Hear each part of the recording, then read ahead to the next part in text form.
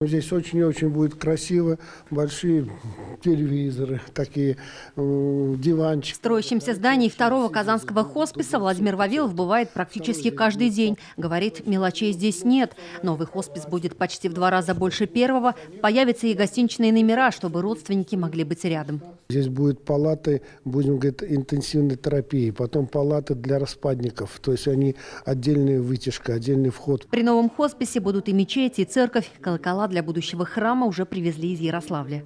Вы послушайте только, какой звон у этих колоколов. Это... Ударьте, Юль. Есть поверье ведь, если в новом строящем храме ударишь в колокол, невзгоды от тебя отойдут. Открыть второй хоспис Владимир Владимирович надеется на будущий год, к 20-летию фонда. У нас 45 муниципальных районов, и моя мечта в каждом районе открыть кабинет выездной паллиативной службы.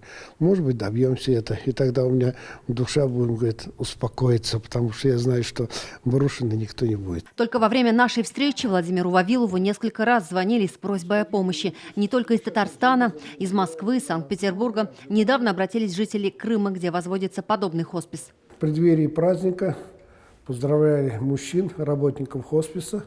И у нас подсчитали, как в Иваново, где-то у нас 40, почти что 50 человек женского персонала.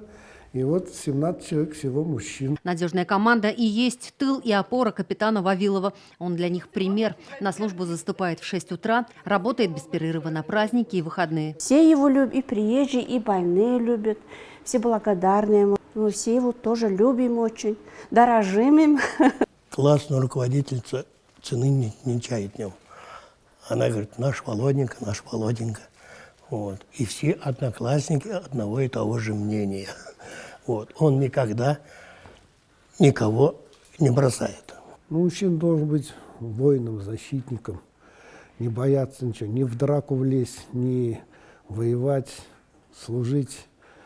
И помнить всегда, что есть отчизна, есть родина, за которую умереть не страшно. На этой карточке Владимиру Вавилову 19 лет. Фото сделано вскоре после армейской службы. Впрочем, и сейчас, в свои 68, он полон сил и готов защищать страну. С годами, говорит, сила духа только закалилась. Все, кто приходит к нам работать, или они после 2-3 дней уходят, прям говорят и честно говорят, Владимир Владимирович, это не мое.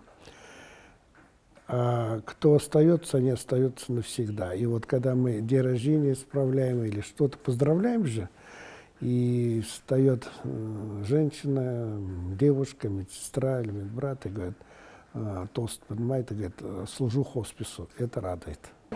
Юлия Гоглева, Марат Зайдуллин, ТНВ, Казань. Закажи рекламу на ТНВ. Телефон в Казани 5 705 100.